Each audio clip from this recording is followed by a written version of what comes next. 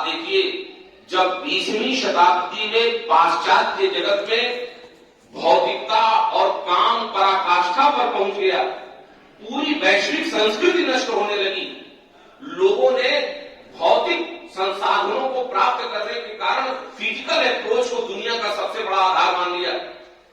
तब T.S.. Elliot कहता है कि अगर हमको पश्चिम को बचाना है, केवल ब्रिटेन की बात नहीं कर रहा है, पूरे पश्चिम की बात कर रहा है, कह रहा है अगर पूरी पश्चिमी सभ्यता को हमें बचाना है तो हमारे पास केवल दो रास्ते हैं, एक भारतीय संस्कृति का बृहदारण्यक उपनिषद और एक महात्मा बुद्ध का संदेश।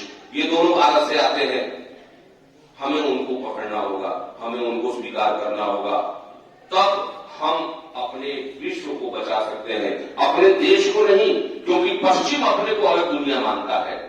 हम में से बहुत सारे लोग बहुत गौरव के साथ विदेशों में जाते हैं और अपने बायोडाटा में लिखते हैं विदेश यात्रा। ये भी कभी लिख लो गौरव के साथ केरल यात्रा।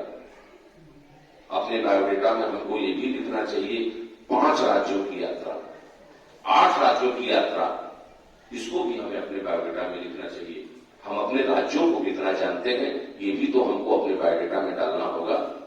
हम ये क्यों लिखें विदेश यात्रा? जो कुछ गया वो हमारा ही जूठन है।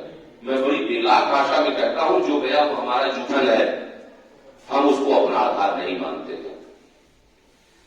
ये षड्यंत्र इस देश में साहित्य के साथ, कला के साथ, संस्कृति के साथ, चिंतन मूल्यों के साथ, वैचारिक परंपरा के साथ किया गया। इसी षड्यंत्र से हमको बाहर निकलना है, और इस षड्यंत्र से हम तब निकल सकते हैं जब हम राष्ट्र आधारित चिंतन शैली को अपनाएंगे। और भारतीय शिक्षण मंडल इसी षड्यंत्र से इस राष्ट्र को मुक्त करने के लिए प्रतिक्षण प्रतिपल प्रयत्नशील है। और इसी चिंतन के लिए मैं आपसे बौद्धिक योद्धाओं की याचना करने के लिए आया हूं कि इस देश की सांस्कृतिक परंपरा को अगर समृद्ध करना है तो हमें उन बौद्धिक योद्धाओं को तराशना और तलाशना होगा जो इस राष्ट्र की संस्कृति को विश्व गुरु के पद पर पुनः हासिल कर सके। और इसके लिए हमें कुछ काम करना होगा। भारतीय शिक्षण मंडल इसके लिए 7 सूत्रों की बात करता है, और उद्देश्य केवल हमें 7 चीजों को सही करने का है। मैं आपके सामने उन 7 चीजों को रख रहा हूं। सबसे पहले हमारी इतिहास दृष्टि सही होनी चाहिए। पहला लक्ष्य भारतीय शिक्षण मंडल का जो सप्त सूत्र है, जो 7 चीजें उन्होंने बताई हैं, सबसे पहले हमारी इतिहास दृष्टि सही होनी चाहिए।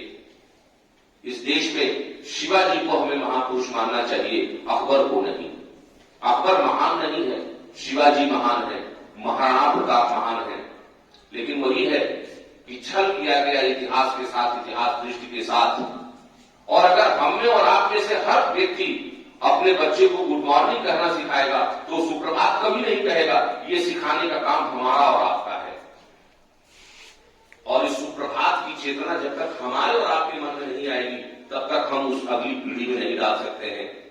इतिहास दृष्टि सही करने की बात सबसे पहले कही गई।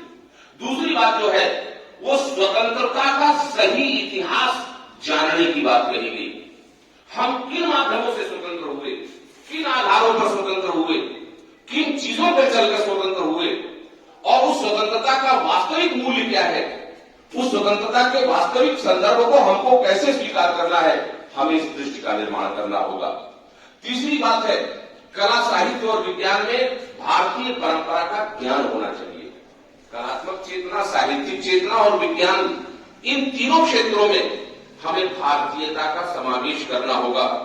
और आप ध्यान दीजिए, भारतीय शिक्षण मंडल ने अपने शैक्षिक प्रकोष्ठ के माध्यम से, अपने अनुसंधान प्रकोष्ठ के माध्यम से एक बड़ा काम किया है।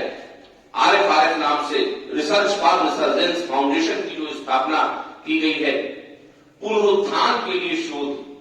हमें उन विषयों को देखना होगा, हमें उन विषयों को पकड़ना होगा जो हमारी संस्कृति को रेखांकित करने वाले विषय हैं। जिन विषयों का अध्ययन और अनुशीलन करने के बाद हमारी अगली पीढ़ी इस राष्ट्र की संस्कृति को परिपुष्ट कर सकती है, उन विषयों का अध्ययन और अनुशीलन आवश्यक है। इसलिए RFRF की स्थापना की गई। और अनुसंधान से जुड़े हुए जो भी लोग हैं, निश्चित रूप से ये एक बहुत गंभीर क्षेत्र है और भारतीय शिक्षण मंडल का एक बड़ा महत्वपूर्ण हिस्सा है RFRF अनुसंधान प्रकोष्ठ। डॉक्टर श्रवण जी कानपुर प्रांत के सह संयोजक हैं और बड़ा काम आर्य भारत में हो रहा है। उन विषयों पर शोध हो रहा है जो विषय हमारी संस्कृति के लिए महत्वपूर्ण है। विज्ञान में भारतीयता के तत्व कौन से हैं, योग में भारतीयता का क्या स्वरूप है, किस स्तर तक वह जनमानस के भीतर है। और योग जो है वो केवल एक परंपरा नहीं है बल्कि ये उपचार का एक माध्यम है, हमारे मस्तिष्क को परिपुष्ट करने का एक माध्यम है। इन गंभीर विषयों पर शोध इन क्षेत्रों में हो रहा है, हमें उसकी आवश्यकता है। तो कला साहित्य विज्ञान में भारतीय परंपरा का ज्ञान, ये तीसरा लक्ष्य है। चौथा लक्ष्य है शिक्षा में भारतीय मूल्यों की स्थापना करना, क्योंकि मैंने अभी जो पूरी चर्चा की, हमारा पूरा प्रकरण यही था, पूरा प्रक्रम यही किया गया कि शिक्षा में भारतीयता के तत्वों का विलोपन किया जाए, भारतीयता से दूर किया जाए, अंग्रेजी को प्रभावी किया जाए और संस्कृति और संस्कार और परंपरा के विषयों से दूर कर दिया जाए। लेकिन ऊपर वाले की इच्छा है, अब यह कष्ट भी कम होगा इस राष्ट्रीय शिक्षा नीति के लागू होने के बाद, जब हम अपनी परंपरा और अपनी पीढ़ी को आरंभ में ही संस्कार आधारित निर्मित करेंगे। चौथा जो पांचवा जो लक्ष्य है, सबको समान शिक्षा देना। सबको एक समान शिक्षण परंपरा की बात भारतीय शिक्षण मंडल का एक सप्तसूत्री का पांचवा और महत्वपूर्ण बिंदु है। सभी को समान शिक्षा देना, अल्पसंख्यकों के लिए अलग से विशेषाधिकार को निरस्त करना, क्योंकि इस देश में न कोई अल्पसंख्यक है न बहुसंख्यक है। जब इस देश का संविधान हर व्यक्ति को समानता के अधिकार की बात करता है तो विशेषाधिकार की बात ही बेईमानी है। इसलिए उसको समाप्त करना, भारतीय संविधान की रक्षा करना हमारा लक्ष्य है। संस्कृत शिक्षा का प्रसार, ये हमारा छठा सूत्र है। संस्कृत शिक्षण के माध्यम से हम इस देश की भाषाई व्यवस्था को, इस देश की सांस्कृतिक व्यवस्था को और परिपुष्ट कर सकते हैं। ये हमारा एक महत्वपूर्ण सूत्र है। और स्वदेशी के भाव का जागरण, ये हमारे सप्त सूत्र का अंतिम सूत्र है। जब तक हमारे भीतर अपने राष्ट्र की चेतना के प्रति सम्मान नहीं होगा, तब तक हम अपने राष्ट्र की संस्कृति को नहीं स्वीकार कर सकते हैं।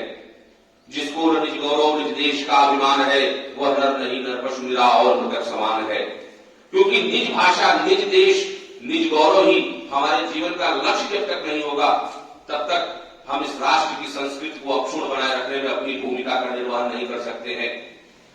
5 सोपान इस कारण भारतीय शिक्षण मंडल ने निर्मित किए हैं। अनुसंधान का, प्रबोधन का, प्रशिक्षण का, प्रकाशन का और संगठन का। ये सारी विस्तृत बातें जब कार्यशालाएं होंगी उनमें और इस पर चर्चा होगी, आपको इन विषयों से जोड़ा जाएगा। पाठ्यक्रमों की समीक्षा करना, शिक्षा पद्धति पर अनुसंधान, विषय पर भारतीय ज्ञान और जो शोध हो रहे हैं उनका संकलन करना, यह अनुसंधान का लक्ष्य है। प्रशिक्षण के अंतर्गत संस्था चालकों का परामर्श,